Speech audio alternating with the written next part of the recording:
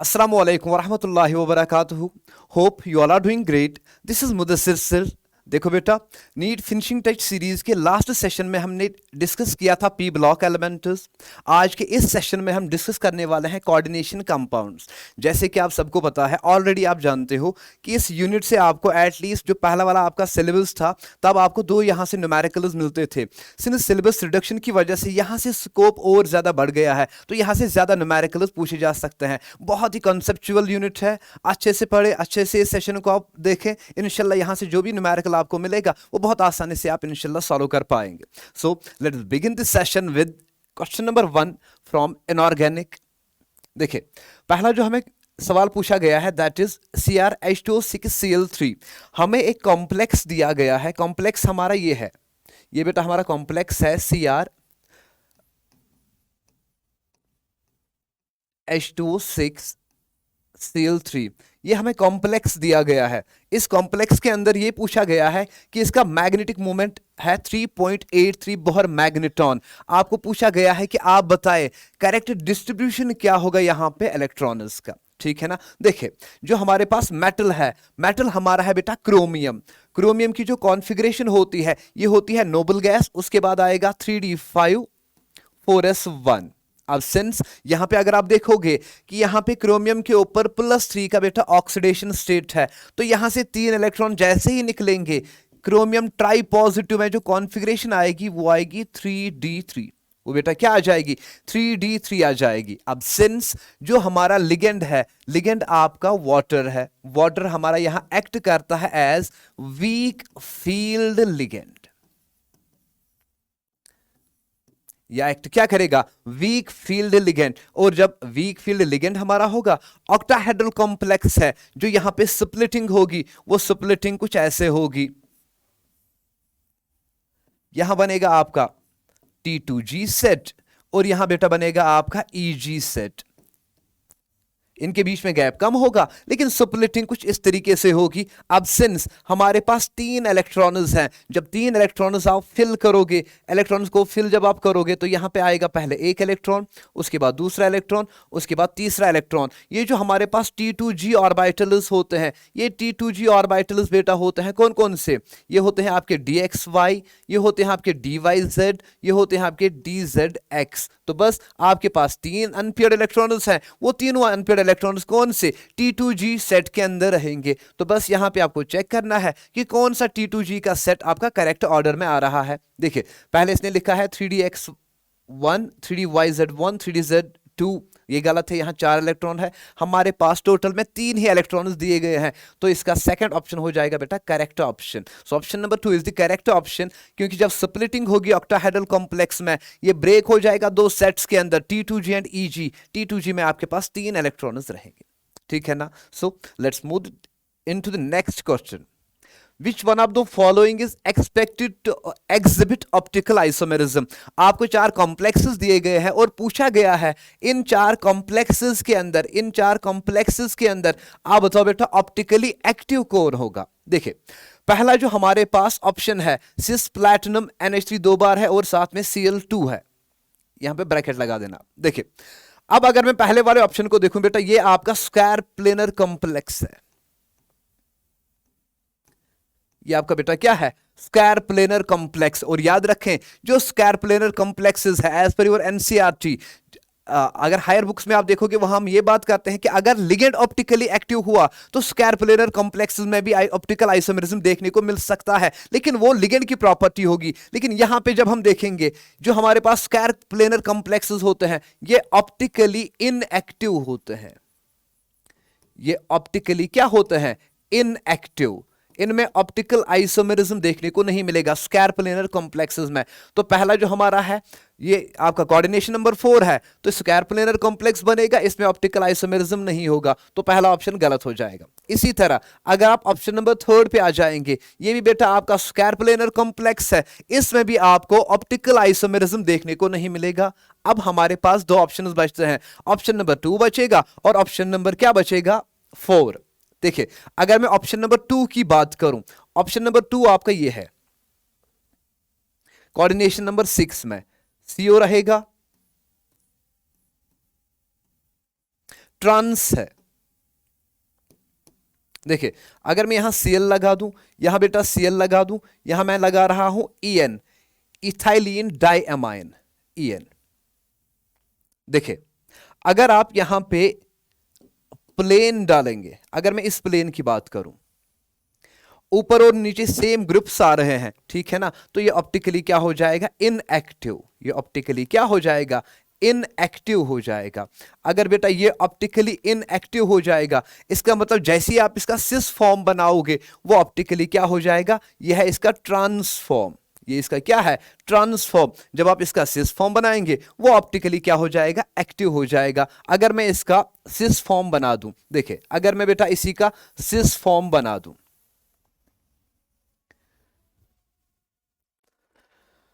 ये कुछ ऐसा देखने को मिलेगा, CO। अगर मैं यहां पे बेटा इसका सिस फॉर्म बना दूं, ये कुछ ऐसे देखने को मिलेगा। सपोज करें यहां मैंने रखा En, मान लो बेटा यहां मैंने रखा Cl, यहां मैंने रखा En।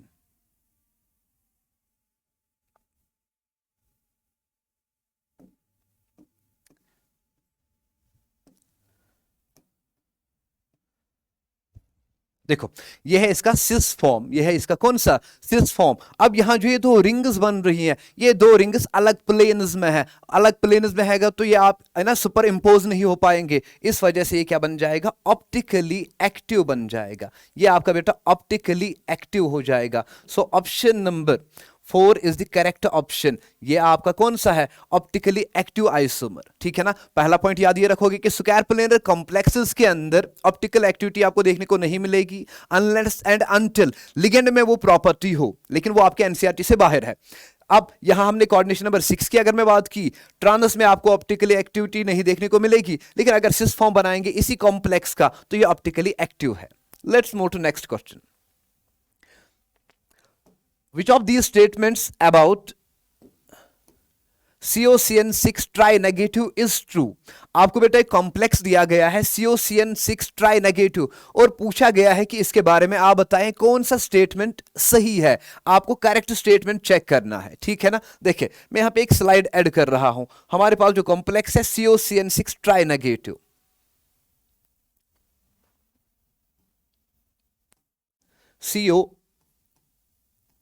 COCN6 tri negative. देखिए बेटा यहां जो आपके पास मेटल दिया गया है, मेटल आपको दिया गया है कोबाल्ट। कोबाल्ट की अगर मैं बात करूं, कोबाल्ट का एटॉमिक नंबर है 27, इसकी कॉन्फ़िगरेशन बनेगी 3d7 4s2। जब बेटा इसकी कॉन्फ़िगरेशन बनेगी 3d7 4s2, उसके बाद सिंस यहां अगर आप देखोगे यहां पे कोबाल्ट पे आएगा +3 का ऑक्सीडेशन स्टेट। तो अगर मैं CO ट्राई पॉजिटिव की बात करूं, CO ट्राई पॉजिटिव में कॉन्फ़िगरेशन रहेगी 3d6। CO ट्राई पॉजिटिव में बेटा कॉन्फ़िगरेशन क्या रहेगी, 3d6। अब आप मुझे बताएं, ये जो हमारे पास लिगेंड है, मेरे पास है CN, साइनाइड आयन मैंने लिया है एज लिगेंड। अगर मैं साइनाइड आयन की बात करूं, जब ये एक्ट करेगा एज लिगेंड तो ये एक्ट करता है as a strong field ligand. ये बेटा एक्ट करता है स्ट्रॉन्ग फील्ड लिगेंड। ये एक्ट क्या करेगा, स्ट्रॉन्ग फील्ड लिगेंड। अगर ये SFL की तरह काम करेगा तो ये इलेक्ट्रॉन्स की क्या करा देगा, पेयरिंग करा देगा। यहां हाइब्रिडाइजेशन D2sp3 हो जाएगी और इलेक्ट्रॉन्स की हो जाएगी पेयरिंग। तो यहां जब स्प्लिटिंग होगी ये कुछ ऐसा देखने को मिलेगा। मान ले बेटा दिस इज योर T2G और सपोज करें यह है इस कॉम्प्लेक्स का EG। अब सिंस मेरे पास 6 इलेक्ट्रॉन है, मेरे पास लिगेंड है cyanide ion. Cyanide ion act करता है as a strong field ligand. जब ये स्ट्रॉन्ग फील्ड लिगेंड की तरह काम करेगा, स्ट्रॉन्ग फील्ड लिगेंड का काम होता है वो इलेक्ट्रॉन्स में क्या करा देगा, पेयरिंग करा देगा। तो अगर मैं यहां इलेक्ट्रॉन्स की पेयरिंग करा दूं 1 2 3 4 5 6, तो ये हो गए आपके पास 6 इलेक्ट्रॉन। ये हो गए आपके पास क्या, 6 इलेक्ट्रॉन। तो यहां पे कोई भी अनपेयर्ड इलेक्ट्रॉन नहीं है, इसका मतलब ये नेचर में डायमैग्नेटिक होगा। यहां पे कोई भी अनपेयर्ड इलेक्ट्रॉन नहीं है। चलिए ऑप्शंस चेक कर लेते हैं। तो इस कॉम्प्लेक्स के अंदर हमने देखा there is no unpaired electron.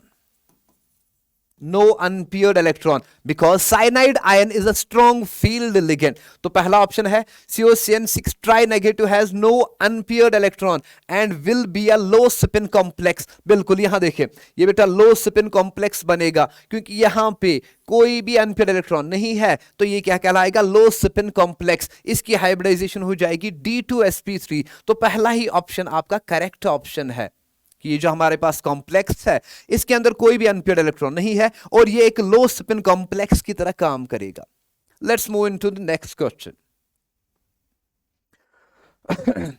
Pick out the correct statement with respect to MnCN6. देखिए फिर से हमें एक कॉम्प्लेक्स दिया गया है MnCN6. यहां पे बेटा जो सेंट्रल एटम है ये मैग्नीज है, ठीक है ना. मैग्नीज का एटॉमिक नंबर है 25. तो कॉन्फ़िगरेशन हो जाएगी नोबल गैस 3d5 ये बेटा इसकी कॉन्फ़िगरेशन है. अब इसके ऊपर मैग्नीज पे +3 का पॉजिटिव चार्ज आएगा. तो अगर मैं Mn ट्राई पॉजिटिव की बात करूं, ठीक है ना बेटा, यहां से 3 इलेक्ट्रॉन्स रिमूव करो, 2 तो निकलेंगे S से, 1 निकलेगा D से, तो ये बन जाएगा 3d4. ये क्या बन जाएगा 3d4. जैसे ये 3d4 बनेगा तो हमारे पास 4 इलेक्ट्रॉन्स आ जाएंगे. हमारे पास क्या आ जाएंगे, 4 इलेक्ट्रॉन्स आ जाएंगे. अब फिर से देखो ये जो मेरे पास लिगेंड है साइनाइड आयन, कुछ देर पहले मैंने आपको बताया था ये जो बेटा साइनाइड आयन है Cn negative act as SFL. ये एक्ट क्या करता है, स्ट्रॉन्ग फील्ड लिगेंड. ये इलेक्ट्रॉन्स की पेयरिंग करा देगा. तो याद रखना यहां पे मैं एक और स्लाइड ऐड करा रहा हूं. अब देखें अगर बेटा हमारे पास इन कोऑर्डिनेशन नंबर 6 कोऑर्डिनेशन नंबर 6 की मैं बात कर रहा हूं. D1 D2 D3. अगर आपके पास कोई भी कॉम्प्लेक्स दिया गया होगा और उस कॉम्प्लेक्स के अंदर जो बेटा मेटल पाया जाएगा, जो उसके अंदर सेंट्रल एटम पाया जाएगा, अगर उस सेंट्रल मेटल एटम के अंदर डी सबशेल में या तो 1 इलेक्ट्रॉन हुआ या 2 इलेक्ट्रॉन हुए या 3 इलेक्ट्रॉन हुए या खाली भी हो सकता है, इसकी हाइब्रिडाइजेशन हमेशा D2sp3 होगी. इसकी हाइब्रिडाइजेशन हमेशा क्या होगी, D2sp3. इसी तरह अगर मेरे पास हुआ D4 D5 D6 D7. अब अगर मेरे पास कोई ऐसा कॉम्प्लेक्स बना जिस कॉम्प्लेक्स के अंदर, ठीक है ना, मेटल में कॉम्प्लेक्स बनाने के बाद डी सबशेल के अंदर या तो 4 इलेक्ट्रॉन है या तो बेटा 5 इलेक्ट्रॉन है या तो कितने हैं 6 या 7 इलेक्ट्रॉन, तब आपको देखना पड़ेगा. अगर लिगेंड हुआ WFL, अगर लिगेंड कैसा हुआ WFL, वीक फील्ड लिगेंड अगर हुआ तो हाइब्रिडाइजेशन आ जाएगी sp3d2. हाइब्रिडाइजेशन आ जाएगी sp3d2. और अगर लिगेंड आपका हुआ SFL तब हाइब्रिडाइजेशन आएगी D2sp3. तब बेटा हाइब्रिडाइजेशन क्या आ जाएगी D2sp3. और लास्ट में जो हमारे पास बचेंगे वो कौन कौन सा है, हमारे पास बचते हैं D8, हमारे पास बचते हैं D9, हमारे पास बचते हैं D10. ये हमेशा होते हैं D2sp3. ये एक बहुत ही इंपॉर्टेंट शॉर्टकट है. अगर आपको ये शॉर्टकट याद रहेगा तो कोई भी न्यूमेरिकल आपको यहां से पूछा जाए, आप ज्यादा से ज्यादा 3 सेकंड में बता दोगे उसकी हाइब्रिडाइजेशन क्या होगी, वो लो स्पिन में आएगा या हाई स्पिन में आ जाएगा. आई होप आपने चीजें याद रखी होगी. हम वापस से आ जाते हैं अपने न्यूमेरिकल के अंदर. यहां देखिए बेटा हमें पूछा गया है इस कॉम्प्लेक्स के बारे में आप बताएं कौन सा करेक्ट स्टेटमेंट है. मैंने यहां पे आपको कुछ चीजें सिखाई थी. मैग्नीज में जो हम बात कर रहे हैं, मैं कर रहा हूं D4 कॉन्फ़िगरेशन की. D4 कॉन्फ़िगरेशन मतलब मेटल के पास, ये जो मेरे पास मेटल है, इस मेटल के पास अब 4 इलेक्ट्रॉन बचे. लिगेंड कौन सा है, साइनाइड आयन. यहां देखें D4 कॉन्फ़िगरेशन में जब बेटा लिगेंड कैसा होगा SFL, हाइब्रिडाइजेशन क्या आती है D2sp3. तो बस एक छोटा सा पॉइंट आपको याद रखना है. आप यहां से बता सकते हो कि ये जो हमारे पास MnCN6 ट्राई नेगेटिव है इसकी हाइब्रिडाइजेशन आ जाएगी D2sp3 और यह है ऑक्टाहेड्रल. इसकी हाइब्रिडाइजेशन आएगी D2sp3 और ये बेटा नेचर में कैसा है, ऑक्टाहेड्रल. चलिए बोले इतना क्लियर है ना. Let's move to the next question. Which of the following is the correct increasing field strength? आपको बेटा कुछ लिगेंड्स दिए गए हैं, ठीक है ना, जिसे आप स्पेक्ट्रोकेमिकल सीरीज कहते हो। इस स्पेक्ट्रोकेमिकल सीरीज के अंदर आपको यह बताना है कि करेक्ट ऑर्डर क्या है लिगेंड की स्ट्रेंथ का। मैं कुछ लिगेंड्स यहां पे लिख रहा हूं ऐसे, देखें,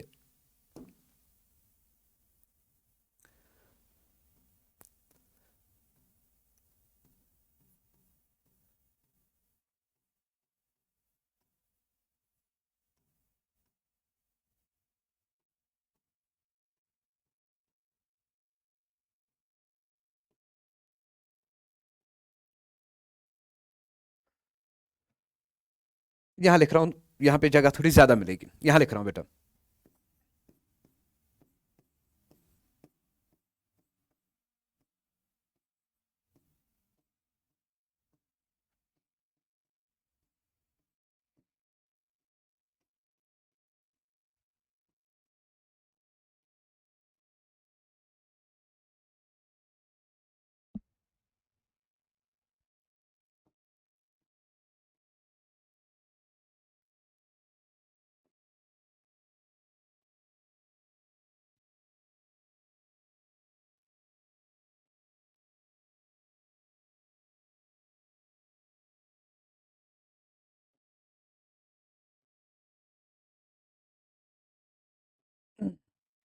ये आपकी बेटा है स्पेक्ट्रोकेमिकल सीरीज, ठीक है ना। यहां पे आपको ये सीरीज याद करनी है, एनसीईआरटी में मेंशन किया है, और यहां से 2-3 बार न्यूमेरिकल पूछे गए हैं। ये सीरीज आपको याद रहनी चाहिए। ये है आपका इस ऑर्डर में increasing order of strength, field strength जो है वो इस ऑर्डर में इंक्रीज हो जाता है, ऐसे इस ऑर्डर में ये बेटा इंक्रीज होता है। इसको याद करने का तरीका, इतना बुरा था कालू शामू फूले हाथ उसके पानी भरा हो जैसे।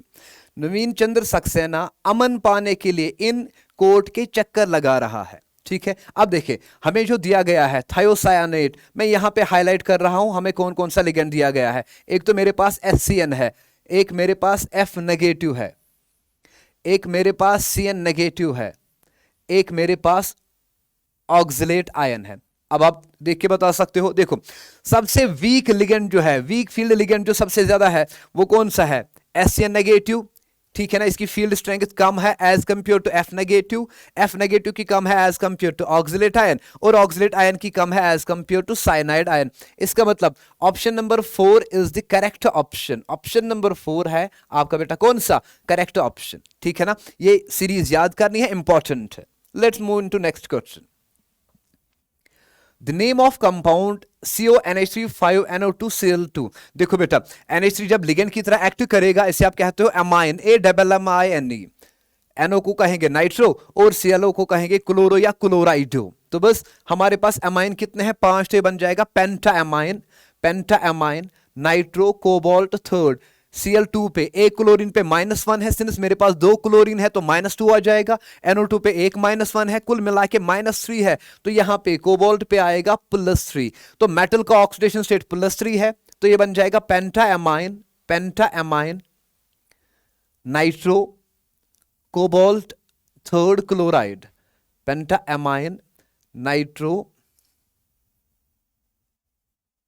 पेंटा ammine nitro cobalt third chloride, penta ammine nitro chloride cobalt third गलत है, पहला ही ऑप्शन ये वाला।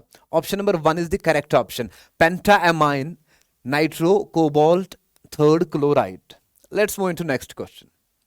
द कॉम्प्लेक्स CONH3 आपको बेटा यहां पे कॉम्प्लेक्सेस दिए गए हैं और पूछा गया है कि आप बताइए कौन सा आइसोमेरिज्म दिखाएंगे। देखो लिंकेज आइसोमेरिज्म दिखाने के लिए एम्बिडेंटेट लिगेंड होने चाहिए, यहां एम्बिडेंटेट लिगेंड नहीं है। ये हमारे पास है कौन सा? ये कैटेगरी है complex cation and complex anion, complex cation and complex anion. इनके अंदर होता क्या है? जो हमारे पास लिगेंड होते हैं, जो कैटायनिक कॉम्प्लेक्स के लिगेंड है, उनको आप एक्सचेंज करते हो एनायनिक कॉम्प्लेक्स के लिगेंड्स के साथ, और ऐसे आइसोमेरिज्म को हम बेटा कहते हैं कोऑर्डिनेशन आइसोमेरिज्म। यहां पे जब आपको कॉम्प्लेक्स कैटायन देखने को मिलेगा, कॉम्प्लेक्स एनायन देखने को मिलेगा, हम एनायन के लिगेंड्स को शिफ्ट करेंगे कैटायनिक कॉम्प्लेक्स में, कैटायनिक कॉम्प्लेक्स को शिफ्ट करेंगे कहां, एनायनिक कॉम्प्लेक्स में। एक एक करके फिर पॉसिबिलिटीज देखेंगे कहां पे कितने आइसोमर्स बनेंगे। इन तरह के कॉम्प्लेक्सेस को हम कहते हैं ये दिखाते हैं कौन सा, coordination isomerism. Let's move into next question. FeH2O5 NOSO4 is paramagnetic, ये पहला स्टेटमेंट है। दूसरा, द आयरन इन FeH2O, ये बेटा 5 यहां नहीं है, 5 बाहर है। NOSO4 has 3 unpaired electrons. देखिए हमें एक कॉम्प्लेक्स दिया गया है, हमें एक कॉम्प्लेक्स दिया गया है जिसे आप कहते हो ब्राउन रिंग कॉम्प्लेक्स, और पूछा गया है इस ब्राउन रिंग कॉम्प्लेक्स में आप बताए कि क्या चीजें सही है। मैं यहां बना रहा हूं FeH2O5 NOSO4। देखिए जब भी कभी आपको आयरन के साथ NO मिलेगा, ये देखा गया है from magnetic properties of these complexes, वहीं से ये प्रूव किया गया है, ठीक है ना। ये आपके बुक्स के स्कोप से बाहर है, लेकिन सवाल एक बार पूछा गया है। आप बस याद रखें, जब भी कभी आप आयरन को किसके साथ देखोगे, NO के साथ, या NO को देखोगे किसके साथ, आयरन के साथ, तो आप आयरन पे +1 ऑक्सीडेशन स्टेट देखोगे उस टाइम पे। या आप ऐसे याद रखें, इस कॉम्प्लेक्स की अगर मैं बात करूं, जब भी कभी आप NO को किसके साथ देखोगे, आयरन के साथ कॉम्प्लेक्स में, NO हमेशा कैटायनिक लिगेंड की तरफ बिहेव करेगा। NO जो है, ठीक है ना, NO जो है अगर ये किसके साथ हुआ, in complexes of iron act as NO positive, ठीक है ना, ये कैटायनिक लिगेंड की तरफ बिहेव करता है। इसके प्रूफ है हमारे पास, लेकिन वो हायर स्टडीज में है, आपको वहां जाने की जरूरत नहीं है। आप बस याद रखें कि यहां पे NO पे पॉजिटिव चार्ज आएगा, तो कुल मिला के सल्फेट पे -2 है, इसका मतलब इस पूरे कॉम्प्लेक्स पे +2 चार्ज आएगा। मैंने अभी कहा कि जब भी NO आयरन के साथ कॉम्प्लेक्स में प्रेजेंट होगा, NO पे पॉजिटिव चार्ज आएगा, जिसकी वजह से आयरन पे भी क्या आ जाएगा, +1 का चार्ज। अगर मैं आयरन की बात करूं, आयरन जो हमारे पास है बेटा, आयरन का एटॉमिक नंबर है 26, इसकी कॉन्फ़िगरेशन है 3d6 4s2। सिंस एक इलेक्ट्रॉन यहां से निकालना है तो ये ऐसे बन जाएगा 3d6 4s1। ये है कॉन्फ़िगरेशन किसकी, Fe पॉजिटिव की। ये बेटा कॉन्फ़िगरेशन है Fe पॉजिटिव की, 3d6 4s2। अब देखिए यहां जो हमारे पास लिगेंड है, ठीक है ना, जब आप इसकी हाइब्रिडाइजेशन करोगे, देखिए हाइब्रिडाइजेशन करने के लिए हमारे पास s ऑर्बिटल खाली होना चाहिए, लेकिन यहां पे s ऑर्बिटल खाली नहीं है। तो करते क्या है, हम इस वाले s वाले इलेक्ट्रॉन को शिफ्ट कराते हैं कहां पे, d में, तो ये बन जाएगा 3d7। ये बेटा क्या बन जाएगा, 3d7। After shifting the s electron into d orbital, यह कॉन्फ़िगरेशन बन जाएगी 3d7। तो अगर मैं 3d7 रखूं, यहां जो मेरे पास लिगेंड है, ये WFL है, पेयरिंग नहीं करा पाएगा। अगर पेयरिंग नहीं करा पाएगा तो ये कुछ ऐसा देखने को मिलेगा।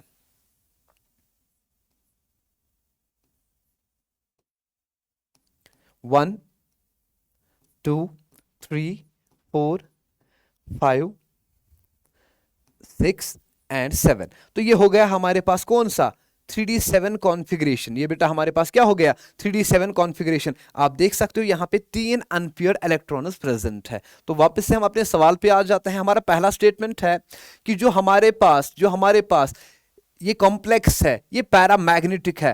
पैरामैग्नेटिक होने के लिए अनपेयर्ड इलेक्ट्रॉन्स का प्रेजेंस बहुत जरूरी है। देखो यहां पे क्या अनपेयर्ड इलेक्ट्रॉन्स प्रेजेंट है, बिल्कुल यहां पे 3 अनपेयर्ड इलेक्ट्रॉन्स प्रेजेंट है।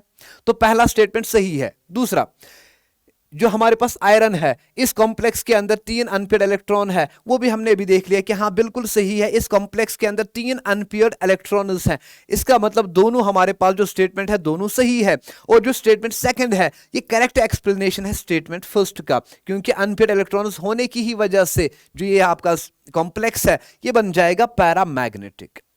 Let's move into next question. A coordination compound X gives pale yellow color with AgNO3। आपके पास एक कॉम्प्लेक्स है जो क्या देता है, पेल येलो कलर देता है जब आप उसको ट्रीट करते हो किसके साथ, AgNO3 सॉल्यूशन के साथ। और अगर उसका आइसोमर आप लोगे, वो देता है व्हाइट प्रेसिपिटेट किसके साथ, बैरियम क्लोराइड। और ये जो आपका कंपाउंड है ये यहां पे आपको मेंशन किया गया है। देखिए बेटा, अगर मैं इस कंपाउंड की बात करूं, यहां जो हमें ये कंपाउंड दिया गया है, अगर मैं इसकी बात करूं, यहां देखें तो हमारे पास कंपाउंड है CO NH3 5। सपोज करें मैं यहां रख रहा हूं SO4 और यहां रख रहा हूं Br। इसका जो आइसोमर बनेगा वो बेटा ऐसा होगा CO NH3 5 Br और यहां रहेगा SO4। ठीक है ना? अब ध्यान से देखें, आइसोमर्स आप उनको कहते हो जिनका मॉलिक्यूलर फॉर्मूला सेम है, लेकिन उनका जो अरेंजमेंट है एटम टू एटम वो डिफरेंट है। हमें वही पूछा गया है कि आप बताएं कि इनमें से कहां पे कौन सा कलर आपको मिलेगा। अगर मैं पहले कॉम्प्लेक्स की बात करूं, कॉम्प्लेक्स फर्स्ट की अगर मैं बात करूं, पहले कॉम्प्लेक्स को जब आप ट्रीट करोगे AgNO3 के साथ, AgNO3 के साथ, ठीक है ना, यहां से बेटा आपको मिलेगा AgBr।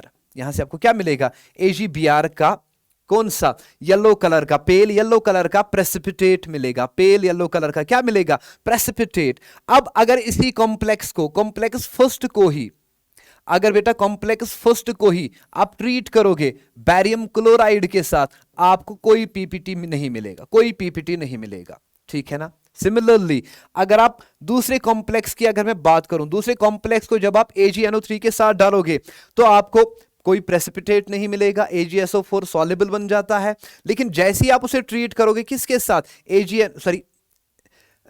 Br के साथ, वो सॉल्युबल बन जाता है AgBr। लेकिन जैसे ही आप उसको ट्रीट करोगे किसके साथ?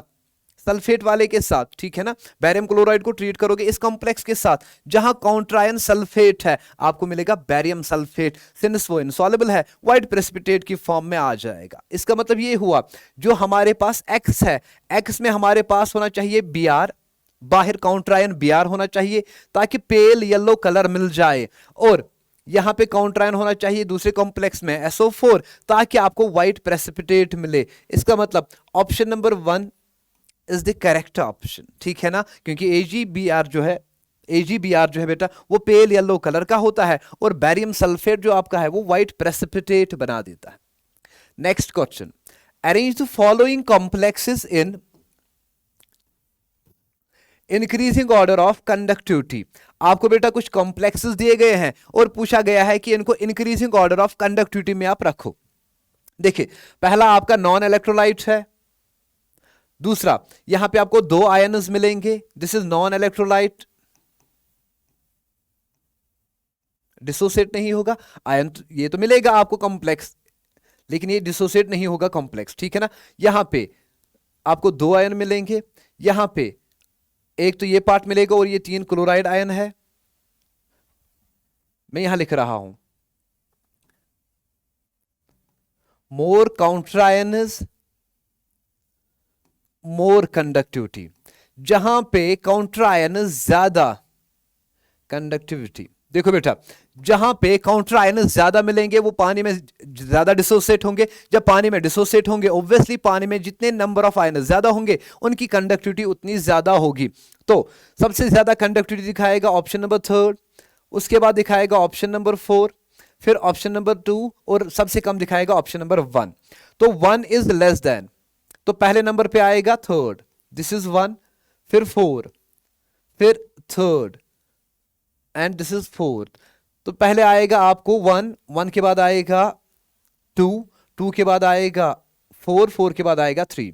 1 is less than 2, 2 is less than 4, 4 is less than 3rd। बिल्कुल ऑप्शन नंबर कौन सा है? ये वाला 1 is less than 2, 1 is less than 2, 2 is less than 4, 4 is less than 3rd।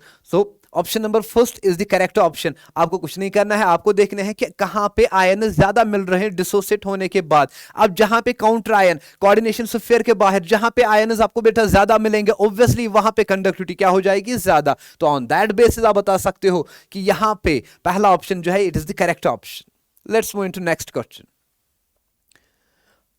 आपको यहां लिगेंड दिया गया है और पूछा गया है कि आप बताएं क्या है। देखो बेटा इसमें आपके जो इथाइलिन ग्रुप्स हैं वो 3 है और इसमें जो आपके अमाइन ग्रुप्स बन जाएंगे वो 4 बनेंगे। दैट इज ये बन जाएगा ट्राई इथाइलिन टेट्राअमीन, ट्राई इथाइलिन टेट्राअमीन जो आपका टेट्राडेंटेट लिगेंड है। ये आपका क्या है? टेट्राडेंटेट लिगेंड, ठीक है ना। तो ये पूछा गया है, याद रख लेना। Next question, which of the following pairs are ambidentate ligands. Ambidentate ligands बेटा उनको आप कहते हो जो आपके पास एम्बिडेंटेट लिगेंड्स होते हैं, एम्बिडेंटेट, ठीक है ना, having different two different donor atoms, जिनमें दो डिफरेंट डोनर एटम्स होते हैं, उनको आप क्या कहते हो? एम्बिडेंटेट लिगेंड कहते हो। तो एक तो ये है, यहां सल्फर भी डोनर एटम एक्ट कर सकता है, नाइट्रोजन भी एक्ट कर सकता है, यहां नाइट्रोजन भी एक्ट कर सकता है, ऑक्सीजन भी एक्ट कर सकता है। यहां तो एक ही डोनर साइट होगी ऑक्सीजन की, यहां भी आपके पास ऑक्सीजन की ही डोनर साइट मिलेंगी। तो पहला और तीसरा ऑप्शन जो हमारा है, first and third option are the correct options. Ambidentate ligand उनको कहते हैं which contain two different donor atoms, और बॉन्ड बनाने के टाइम किसी एक डोनर एटम को यूज करेंगे। Next, mark the incorrect statement. आपको बेटा पूछा गया है कि आप बताएं गलत स्टेटमेंट कौन सा है। पहला, inner orbital complexes involve D2sp3 hybridization, बिल्कुल सही है। Outer orbital complexes involve high spin अगर हुए sp3d2 हाइब्रिडाइजेशन, ये भी सही है। Tetrahedral complexes involve generally involve dsp2 hybridization, नहीं, ये गलत है, ये गलत है। जो बेटा आपके पास टेट्राहेड्रल होते हैं, टेट्राहेड्रल, उनमें आपको या तो हाइब्रिडाइजेशन देखने को मिल सकती है sp3 या बेटा देखने को मिल सकती है sd3। जो आपके पास टेट्राहेड्रल कॉम्प्लेक्सेस होते हैं, उन कॉम्प्लेक्सेस के अंदर या तो हाइब्रिडाइजेशन आपको देखने को मिलेगी sp3 या तो हाइब्रिडाइजेशन देखने को मिलेगी sd3, ठीक है ना। तो इसका मतलब ये आपका जो स्टेटमेंट है ये एक इनकरेक्ट स्टेटमेंट है। Let's move into next question. Match column 1 with column 2। आपको बेटा दो कॉलम्स दिए गए हैं और इनको कहा गया है कि आप मैच करो। एक साइड से आपको कुछ कॉम्प्लेक्सेस दिए गए हैं, दूसरे साइड से आपको दिए गए हैं उनके ऑक्सीडेशन स्टेट्स। चले यहां देखें, सिंस आप सबको पता है जो मेरे पास ऑक्सिलेट आयन होता है, ऑक्सिलेट आयन पे -2 का चार्ज होता है, एक ऑक्सिलेट आयन पे -2 का चार्ज होता है और एक क्लोराइड आयन पे -1। सिंस मेरे पास दो क्लोराइड आयन है तो हो जाएगा -2, दो ऑक्सिलेट आयन हो जाएगा -4, -2 -4 हो जाएगा -6। पोटेशियम 3 है तो इसका मतलब कोबाल्ट पे आएगा +3 का ऑक्सीडेशन स्टेट, तो ए मैच करेगा 3 के साथ, A3 है कोई, A3। यहां देखें, पी प्लैटिनम आपको दिया गया है C2H, फिर H4, ये एक न्यूट्रल है लिगेंड बेटा, और साथ में Cl3 है, तो ये बन जाएगा आपका 2, प्लैटिनम पे आएगा 2 का चार्ज, -3 इस साइड जाके +3 बन जाएगा, +3 -1 +2 बन जाएगा, B होगा 4, B4। हाँ, so option number 3 is the correct option. Oxidation state आपने रिडॉक्स में भी पढ़ा होगा, ये आपको कैलकुलेट करना आता होगा। अगर नहीं आता है, आप कुछ ऑक्सीडेशन स्टेट के रूल्स पढ़े, इसको अच्छे से प्रैक्टिस करें, यहां से जब भी न्यूमेरिकल आपको मिलेगा ये आसान होगा ऑक्सीडेशन स्टेट निकालना। क्लियर है ना। Let's move into next question. Match column 1 with column 2। फिर से आपको दो कॉलम्स दिए गए हैं और कहा गया है इन दोनों को मैच करें आप, इन दोनों को बेटा क्या करें आप, मैच करें। चलिए, तो पहला अगर मैं कॉम्प्लेक्स देखूं, दैट इज AgNH3 2। यहां जो बेटा कोऑर्डिनेशन नंबर है, यहां जो कोऑर्डिनेशन नंबर है वो 2 है, और कोऑर्डिनेशन नंबर 2 में हाइब्रिडाइजेशन sp होती है और ज्योमेट्री होती है लीनियर, तो ये बन जाएगा A3, A3 बन जाएगा, है कोई, A3। चलिए एक को ट्राई करें, NiCN4, NiCN4, ठीक है ना। सिंस निकल की जो कॉन्फ़िगरेशन है, निकल की कॉन्फ़िगरेशन होती है 3d8 4s2, 2 इलेक्ट्रॉन्स लूज होंगे, ये बन जाएगा 3d8। सिंस आपका लिगेंड साइनाइड आयन है, SFL एक्ट करेगा तो पेयरिंग करा देगा, ये बन जाएगा DsP2, तो B बन जाएगा 2, B2, A3B2। इसी तरह NiCO4 न्यूट्रल कॉम्प्लेक्स है, S के इलेक्ट्रॉन्स को शिफ्ट करोगे D में तो ये D10 बन जाएगा, S D ऑर्बिटल खाली नहीं है तो इसकी हाइब्रिडाइजेशन आएगी sp3, C4 बन जाएगा, C4, हाँ। So option number 2 is the correct option, ठीक है। देखिए, अगर आप टेट्राहेड्रल कॉम्प्लेक्सेस की बात करें, टेट्राहेड्रल कॉम्प्लेक्सेस, याद रखना बेटा, मैं टेट्राहेड्रल कॉम्प्लेक्सेस में बात कर रहा हूं, सॉरी टेट्राहेड्रल नहीं, मैं कोऑर्डिनेशन नंबर 4 की बात कर रहा हूं, coordination number 4, D7, D8, D9, coordination number 4 में मैं बात कर रहा हूं कौन कौन सा, एक तो मेरे पास D7 है, मेरे पास D8 है, मेरे पास D9 है। अगर बेटा लिगेंड हुआ SFL, अगर लिगेंड कैसा हुआ SFL, तो ये बन जाएगा DsP2, ये बन जाएगा DsP2। अगर लिगेंड हुआ WFL, तो ये बन जाएगा sp3। ये पॉइंट याद रख लें, ये हमेशा आपको काम में आ जाएगा। और जो D10 होता है ये ऑलवेज sp3, ऑलवेज sp3, ठीक है ना। तो बस यहां से आप निकाल सकते हो किसकी क्या हाइब्रिडाइजेशन है, ऑन दैट बेसिस आप बता सकते हो किसकी क्या जियोमेट्री आएगी। Next question, electronic configuration of CuNH3 di positive ion. आपको बेटा एक कॉम्प्लेक्स दिया गया है और पूछा गया है कि आप बताएं इस कॉम्प्लेक्स में on the basis of crystal field theory, आप बताएं क्रिस्टल फील्ड थ्योरी के बेसिस पे आप बताएं इसकी कॉन्फ़िगरेशन क्या आएगी। मेरे पास जो कॉम्प्लेक्स है, कॉम्प्लेक्स ये दिया गया है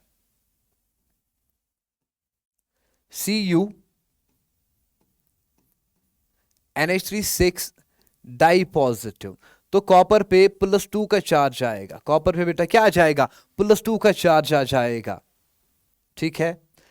तो ये बन जाएगा 3d9, ये क्या बन जाएगा 3d9। सिंस जब CFT की हम बात करते हैं, क्रिस्टल फील्ड थ्योरी की बात हम करते हैं, ये 2 सेट्स में टूट जाता है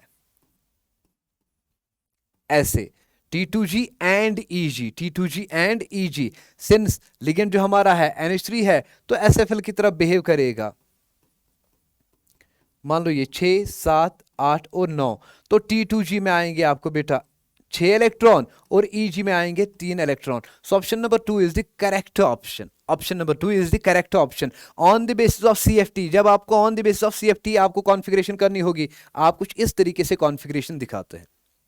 next question, low spin complexes are not formed, low spin tetrahedral complexes are not formed because, आपको पूछा गया है कि जो tetrahedral complexes में हम जनरली डिफाइन नहीं करते हैं कि ये लो स्पिन है ठीक है ना, उसका रीजन है लो स्पिन और हाई स्पिन हम तब डिफाइन करते हैं जब स्प्लिटिंग में जब गैप हो जाती है, अगर वहां पे पेयरिंग एनर्जी कम हुई, ठीक है ना, as compare to splitting energy, तो इलेक्ट्रॉन्स पेयर अप हो जाते हैं, वो लो स्पिन में कन्वर्ट हो जाता है। लेकिन जब मैं टेट्राहेड्रल कॉम्प्लेक्सेस की बात करता हूं, टेट्राहेड्रल कॉम्प्लेक्सेस में जो बेटा CFSC है, crystal field splitting energy is less than pairing energy.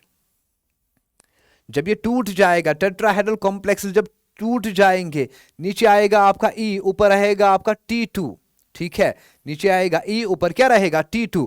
इनके बीच की जो गैप है वो गैप बहुत कम है, वो गैप क्या है, बहुत कम as compare to pairing energy. तो इलेक्ट्रॉन्स पहले E में जाते हैं फिर T2 में जाते हैं, इसलिए वहां पे पेयरिंग नहीं कराते हैं हम, तो वो बन जाते हैं, उसमें हम लो स्पिन कॉम्प्लेक्सेस नहीं बनाते हैं। तो बस पहला ऑप्शन जो आपका है कि जो हमारे पास है टेट्राहेड्रल कॉम्प्लेक्सेस, उनकी जो क्रिस्टल फील्ड स्प्लिटिंग एनर्जी है वो कम होती है as compare to pairing energy, that is why वहां पे लो स्पिन कॉम्प्लेक्सेस नहीं बनते हैं। So option number 1 is the correct option. Next question देखो बेटा, आपको यहां पे 2 कॉम्प्लेक्सेस दिए गए हैं और कहा गया है कि जो मेरा पहला कॉम्प्लेक्स है FeCN6 और यहां FeH2O6, ठीक है, वहां भी आयरन आएगा +2 ऑक्सीडेशन स्टेट में, यहां भी आयरन आ रहा है +2 ऑक्सीडेशन स्टेट में। तो ये दिखाते हैं डिफरेंट कलर्स, ये क्या दिखाते हैं, डिफरेंट कलर्स। अब आपको पूछा गया है कि आप बताएं कि ये जो 2 कॉम्प्लेक्सेस है, दोनों में आपके पास मेटल सेम है लेकिन उनका कलर जो है वो डिफरेंट आ रहा है, वो बेटा किस वजह से, क्योंकि जो हमने स्पेक्ट्रोकेमिकल सीरीज पढ़ी थी वाटर और CN की, अगर मैं बात करूं जो स्ट्रेंथ है लिगेंड की, जो बेटा लिगेंड की क्या है, स्ट्रेंथ, वाटर की कम होती है as compare to cyanide ion. इसका मतलब साइनाइड आयन की जो स्प्लिटिंग है वो ज्यादा होगी, एनर्जी का गैप ज्यादा आएगा। अगर बेटा एनर्जी का गैप ज्यादा आएगा तो वेवलेंथ कम होगी एज कंपेयर टू वाटर। तो अगर वेवलेंथ डिफरेंट आ रहे हैं तो ऑब्वियसली डिफरेंट आपको क्या मिलेंगे, कलर्स मिलेंगे। तो CN is strong field ligand and water is weak field ligand, hence magnitude of CFC is different. बिल्कुल सही है, क्योंकि on the basis of spectrochemical series जो हमारे पास ये दो लिगेंड है, वाटर और साथ में कौन सा, साइनाइड आयन, वाटर और साथ में कौन सा, साइनाइड आयन, इनकी जो स्ट्रेंथ है वो डिफरेंट है तो इनके लिए जो क्रिस्टल फील्ड स्प्लिटिंग एनर्जी होगी वो भी डिफरेंट होगी। अगर एनर्जी डिफरेंट है तो ऑब्वियसली वेवलेंथ भी क्या आ जाएगी, डिफरेंट आएगी। इसीलिए ये कलर भी दिखाएंगे different. Next question, select the true statement in metal carbonyls. आपको यहां से 4 स्टेटमेंट दिए गए हैं और पूछा गया है कि आप बताएं मेटल कार्बोनिल्स के लिए कौन सा करेक्ट स्टेटमेंट है। पहला, pi back bonding, correct statement check करना है। Pi back bonding strengthness metal carbon bond as well as CO bond order. नहीं, देखो बेटा, अगर मैं मेटल और CO की बात करूं, यहां पहले बनता है सिग्मा बॉन्ड, यहां पहले क्या बनता है, सिग्मा बॉन्ड। जब CO एक्ट करता है एज अ लिगेंड, अपना लोन पेयर डोनेट करता है मेटल के साथ in the form of a sigma bond, फिर मेटल वापस से इसके साथ बैक बॉन्डिंग करता है, पाई बॉन्ड बनाता है। इस बॉन्डिंग को हम कहते हैं सिनर्जिक बॉन्डिंग। इसे बेटा हम क्या कहते हैं, सिनर्जिक बॉन्डिंग। और जब यहां पे सिनर्जिक बॉन्डिंग हो जाएगी तो यहां जो इलेक्ट्रॉन्स हैं, electrons, synergic bonding result in increase of electrons in ABMO of CO।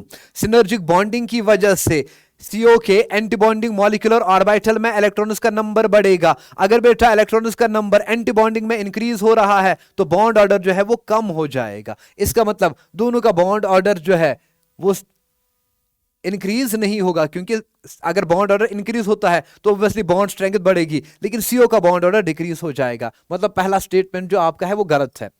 Pi back bonding weak metal carbon bond, नहीं, बिल्कुल नहीं। देखो बेटा, सिंस ये आपस में सिग्मा बॉन्ड बना रहे हैं, फिर जैसी CO मॉलिक्यूल के अंदर इलेक्ट्रॉन्स एंटीबॉन्डिंग मॉलिक्यूलर ऑर्बिटल में जाएंगे तो CO का बॉन्ड ऑर्डर कम हो जाएगा। CO का बॉन्ड ऑर्डर कम होने का मतलब ये है कि C और O के बीच में बॉन्ड लेंथ इंक्रीज होगी। अगर C और O के बीच में बॉन्ड लेंथ इंक्रीज हुई, इसका मतलब उनके बीच में अट्रैक्शन क्या हो जाएगा, कम होगा। इस वजह से मेटल और कार्बन में बॉन्ड जो आपका है, ठीक है ना, वो इंक्रीज हो जाएगा। तो इसने कहा है कि वीक हो जाएगा, ये भी गलत स्टेटमेंट है।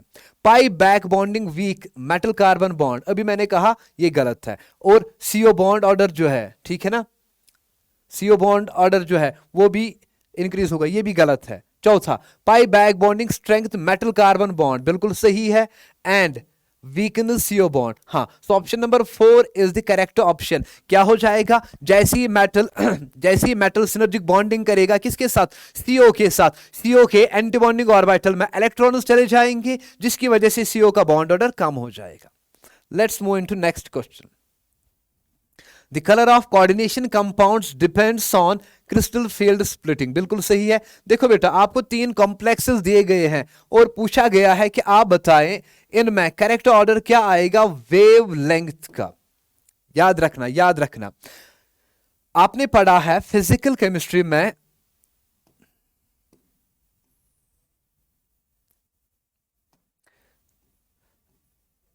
एनर्जी और वेवलेंथ में इनवर्स रिलेशन है। एनर्जी और वेवलेंथ में बेटा कौन सी, इनवर्स रिलेशन है। मतलब अगर एनर्जी इंक्रीज हो रही है तो वेवलेंथ डिक्रीज होगी, अगर एनर्जी डिक्रीज हो रही है तो वेवलेंथ इंक्रीज होगी। अब कुछ देर पहले हमने डिस्कस किया था स्पेक्ट्रोकेमिकल सीरीज। मेरे पास लिगेंड है कौन कौन सा, एक तो मेरे पास है साइनाइड आयन, और मेरे पास है NH3 आयन अमोनिया, और साथ में मेरे पास है H2O। मेरे पास बेटा 3 लिगेंड्स है। इन 3 लिगेंड्स की अगर मैं स्ट्रेंथ की बात करूं, इन 3 लिगेंड्स में अगर मैं बात करूं किसकी स्ट्रेंथ की, साइनाइड आयन की स्ट्रेंथ ज्यादा है as compare to NH3, NH3 की स्ट्रेंथ ज्यादा है एज कंपेयर टू वाटर। इसका मतलब जो साइनाइड आयन है it will cause more splitting, ठीक है ना। जो स्प्लिटिंग है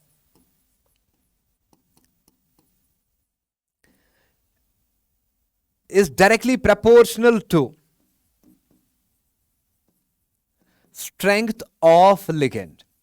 जो बेटा स्प्लिटिंग है वो डायरेक्टली डिपेंड करती है लिगेंड की स्ट्रेंथ पे। जितना लिगेंड की स्ट्रेंथ ज्यादा होगी उतनी स्प्लिटिंग ज्यादा होगी, और जितनी स्प्लिटिंग ज्यादा होगी उतना T2G और EG के बीच का गैप ज्यादा होगा। जितना इनके बीच में गैप ज्यादा होगा ऑब्वियसली उतनी एनर्जी ज्यादा लगेगी, जितनी एनर्जी ज्यादा लगेगी उतनी वेवलेंथ कम होगी। तो सबसे ज्यादा एनर्जी साइनाइड आयन की, फिर अमोनिया आयन की, फिर वाटर की। इसका मतलब शॉर्टेस्ट वेवलेंथ साइनाइड आयन में, फिर अमोनिया में, फिर वाटर में। तो सबसे बड़ी वेवलेंथ किस में होगी? वाटर में। वाटर पहले, फिर अमोनिया, फिर ये। Option number 3 is the correct option. सबसे ज्यादा वेवलेंथ होगी COH2O6 की, जहां पे वाटर लिगेंड की तरह एक्ट कर रहा है, फिर अमोनिया जहां एक्ट कर रहा है लिगेंड, और सबसे कम वेवलेंथ होगी जहां पे साइनाइड आयन एक्ट कर रहा है as a ligand. Let's move into next question. Coordination number of Fe and CO in। आपको बेटा 2 कॉम्प्लेक्सेस दिए गए हैं। पहला जो एसर्शन है आपको दिया गया है कि आप पहला कॉम्प्लेक्स यहां और यहां 2 कॉम्प्लेक्सेस है, C2O4 3 बार है। सिंस ऑक्सिलेट आयन एक बाइडेंटेट लिगेंड है, अगर बाइडेंटेट लिगेंड है इसका मतलब ये साइमल्टेनियसली 2 डोनर, ये साइमल्टेनियसली 2 कोऑर्डिनेट बॉन्ड बना रहा है। तो 3 लिगेंड है मेरे पास, मतलब 6 कोऑर्डिनेट बॉन्ड बनाएंगे, मतलब यहां कोऑर्डिनेशन नंबर 6 है। इसी तरह यहां इथाइलिन डाइअमाइन है, ये भी बाइडेंटेट लिगेंड है, साइमल्टेनियसली 2 कोऑर्डिनेट बॉन्ड बनाएगा मेटल के साथ। तो 3 लिगेंड बनाएंगे 6 बॉन्ड, तो कोऑर्डिनेशन नंबर क्या हो जाएगा बेटा? 6 हो जाएगा। एसर्शन हमारा बिल्कुल सही है। C2O4 and EN are bidentate ligand, ये भी सही है। जो ऑक्सिलेट आयन है C2O4 डाई नेगेटिव, ये आपका बाइडेंटेट लिगेंड है, और EN भी आपका बेटा बाइडेंटेट लिगेंड है। इसका मतलब ये है कि हमारा एसर्शन और रीजन जो है ये दोनों के दोनों सही है। ये बेटा दोनों के दोनों सही है, और रीजन है करेक्ट एक्सप्लेनेशन किसका? एसर्शन का। क्योंकि ये बाइडेंटेट लिगेंड है इस वजह से इनका कोऑर्डिनेशन नंबर 6 आ रहा है। Next question.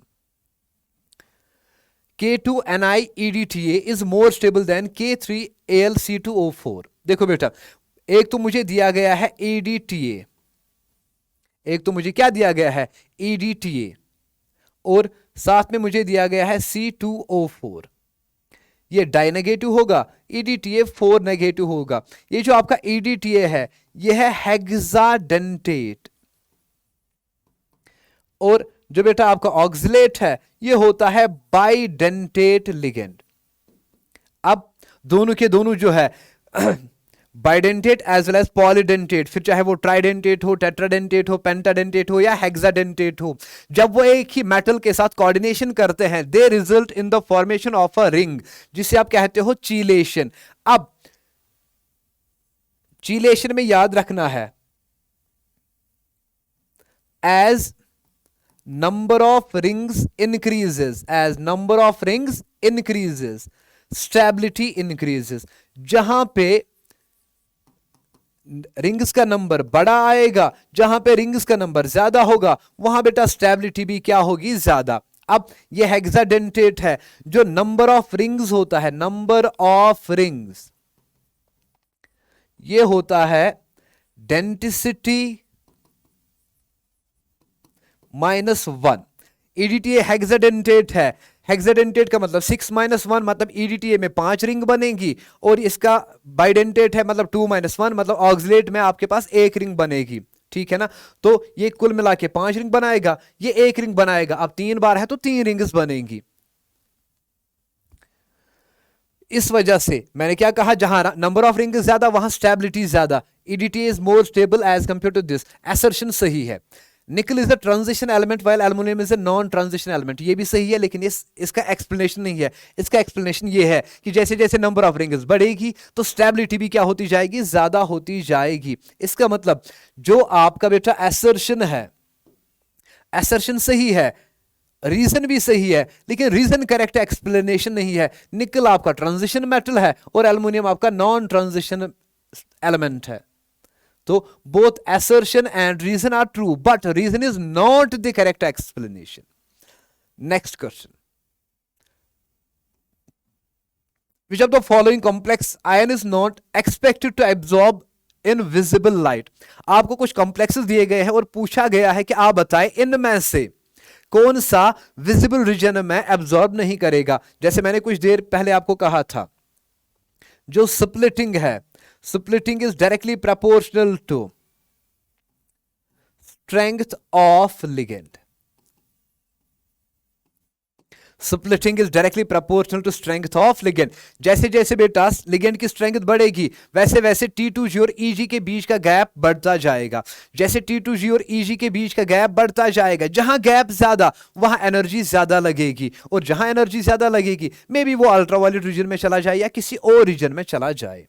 देखिए तो मेरे पास लिगेंड है cyanide ion, ammonia ion, water ion और यहां भी वाटर है। तो मेरे पास 3 लिगेंड है, कौन कौन सा? CnNH3 और Cn नेगेटिव है, NH3 है और H2O है। ये मेरे पास 3 लिगेंड्स है। अगर मैं इनकी स्ट्रेंथ की बात करूं, सबसे ज्यादा साइनाइड, फिर अमोनिया, फिर वाटर। जिसकी स्ट्रेंथ लिगेंड की ज्यादा होगी वहां स्प्लिटिंग ज्यादा, वहां एनर्जी का गैप ज्यादा। जहां एनर्जी का गैप ज्यादा ऑब्वियसली वो हायर एनर्जी रीजन में चला जाएगा। इसका मतलब यह हुआ कि जो पहला ऑप्शन आपका है, सिंस इस लिगेंड की स्ट्रेंथ सबसे ज्यादा है तो एनर्जी का गैप ज्यादा आएगा और मे बी ये विजिबल रीजन से बाहर चला जाए as compare to these 3 complexes, जहां पे आपको इसकी जो बाकी लिगेंड्स है उनकी स्ट्रेंथ इससे थोड़ी बहुत कम है।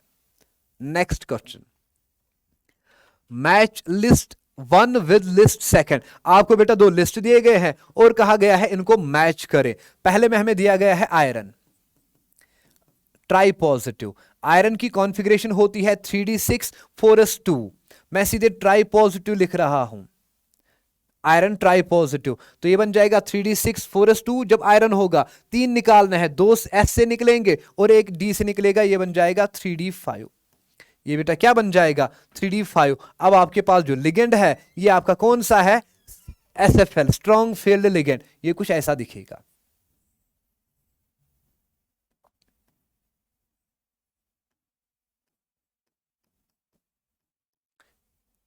ऐसे तो आपके पास एक अनपेयर्ड इलेक्ट्रॉन है। आपने मैग्नेटिक मोमेंट की फॉर्मूला पढ़ी है, μs is equal to under root of n into n plus 2।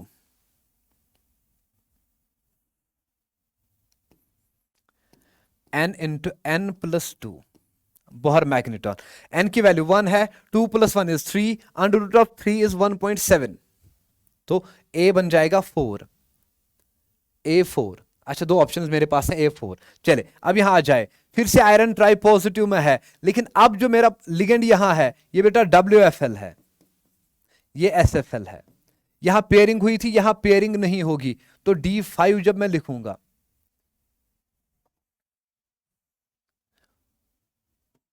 यहां मैं लिख रहा हूं इन WFL, ये कुछ ऐसा देखने को मिलेगा। 1 2 3 4 and 5, there are 5 unpaired electrons। 5 + 2 is 10, 10 into 2 is 20। तो ये बन जाएगा 24 पॉइंट समथिंग आना चाहिए।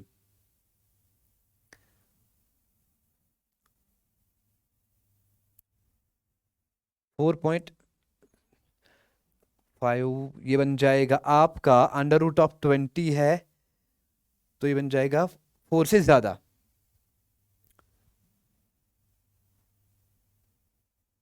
चलिए पहले इस वाले ऑप्शन को भी देख लेते हैं, इस वाले को, इसका मैग्नेटिक मोमेंट भी निकालेंगे। अब देखो बेटा यहां फिर से मेरे पास जो लिगेंड है आयरन +2 में आ रहा है, तो ये बन जाएगा 3d6। तीसरे वाले ऑप्शन को देख लेते हैं एक बार, फिर इन दोनों का कंपैरिजन, क्योंकि हमें 2 वैल्यूज बड़े दिए गए हैं। देखिए अगर मैं Fe डाई पॉजिटिव की बात करूं, 3d6 1 2 3 4 5 6, तो यहां पे कोई अनपेयर्ड इलेक्ट्रॉन नहीं है, तो ये बन जाएगा आपका C2 बन जाएगा, C2 ये A4 B1 C2 आ जाएगा। जो आपका तीसरा कॉम्प्लेक्स है FeCN6, यहां पे आयरन +2 ऑक्सीडेशन स्टेट में आता है। साइनाइड लिगेंड है, साइनाइड लिगेंड है, स्ट्रॉन्ग फील्ड लिगेंड है, पेयरिंग कराएगा, D6 बन जाएगी कॉन्फ़िगरेशन, कोई अनपेयर्ड इलेक्ट्रॉन नहीं है, ठीक है ना, कोई अनपेयर्ड इलेक्ट्रॉन नहीं है, तो ये आपका कौन सा आ जाएगा बेटा, 0 Bohr magneton. So option number 1 is the correct option. Let's move into next question. Correct formula of tetraammine chlorido nitro platinum 4 sulphate is. देखो बेटा, आपको फॉर्मूला दिया गया है और आपको कॉम्प्लेक्स पहचानना है। पहले तो हमें यह दिया गया है कि नाइट्रो है NO2 नेगेटिव, ठीक है ना, साथ में क्लोराइडो मतलब क्लोरीन एक है कॉम्प्लेक्स के अंदर, प्लैटिनम है और प्लैटिनम पे +4 का ऑक्सीडेशन स्टेट आ रहा है। चेक करें, PTNH3 देखो यहां ONO है तो हमें NO2 लेना है, फिर यहां पे अगर ONO होता इसको लिखा होता नाइट्रो O, लेकिन अगर कुछ नहीं मेंशन किया हुआ है तो हम इसको लेते हैं एज नाइट्रो N, ठीक है ना। दूसरा प्लैटिनम NH3Cl2, देखो बेटा यहां क्लोरीन 2 है लेकिन हमें नाम में एक क्लोराइडो लिख के है, वहां अदरवाइज लिख के होता डाई क्लोराइडो, मतलब 2 क्लोरीन अंदर है, इसका मतलब ऑप्शन नंबर 2 भी सही ऑप्शन नहीं है। तीसरा प्लैटिनम टेट्राएमाइन 4 है, नाइट्रो है, क्लोरो है, SF ये है। सो option number 3 is the correct option. हमारे पास टेट्राएमाइन है, नाइट्रो है, एक क्लोरीन है और साथ में प्लैटिनम पे +4 आएगा, सल्फेट पे -2, क्लोरीन पे -1, NO पे -1, टोटल मिला के -4 होगा, तो प्लैटिनम पे +4 आ जाएगा। Let's move into next question. Most stable ion is, देखिए बेटा यहां जो हमें कॉम्प्लेक्सेस दिए गए हैं, cyanide ion monodentate, chloride ion monodentate, water monodentate, जो आपका ये है ये एक बाइडेंटेट लिगेंड है, और जब बाइडेंटेट लिगेंड साइमल्टेनियसली एक ही मेटल एटम के साथ कोऑर्डिनेशन करता है, it result in the formation of ring, जिसे चीलेशन कहते हैं। And chelating complexes are, chelating complexes are more stable than their monodentate analogues, जिनमें चीलेशन नहीं हो रहा है। तो option number 1 is the correct option, क्योंकि चीलेशन हो रहा है तो कॉम्प्लेक्स स्टेबल बन जाएगा। Question number 27, for scan planar complex MABCD where M is central metal atom and ABCD are monodentate ligand, ऐसे ये मान लो बेटा मेटल है, इसके साथ 4 लिगेंड दिए गए हैं, A है, B है, C है और D है, और पूछा गया है इसमें टोटल कितने ज्योमेट्रिकल आइसोमर्स पॉसिबल है। बहुत आसान तरीका है, देखो सपोज करें मैंने A को फिक्स किया, मान लो बेटा मैंने यहां A को फिक्स किया, A के रेस्पेक्ट में D ट्रांस है, C सिस है, B सिस है। एक और ऑप्शन में बना सकता हूं इसको ऐसे, M, यहां मैंने A रखा, यहां मैंने B रखा, यहां मैंने C रखा और यहां मैंने D रखा। अब A के रेस्पेक्ट में B क्या है, ट्रांस। एक और ऑप्शन पॉसिबल है, मैंने M रखा, यहां A रखा, फिक्स करके A को मैं फिक्स कर रहा हूं, सपोज करिए यहां C है, यहां B है, यहां D है। तो इसका मतलब ये हुआ अगर आप किसी एक मोनोडेंटेट लिगेंड को फिक्स करते हो उसके रेस्पेक्ट में यहां 3 पॉसिबिलिटीज आ रही है, ठीक है ना। इनको जब आप पढ़ोगे तो यहां पे 2 सिस और एक ट्रांस बनेंगे, कुल मिला के 3 ज्योमेट्रिकल आइसोमर्स पॉसिबल है। 3 geometrical isomers are possible for complex square planar complex MABCD।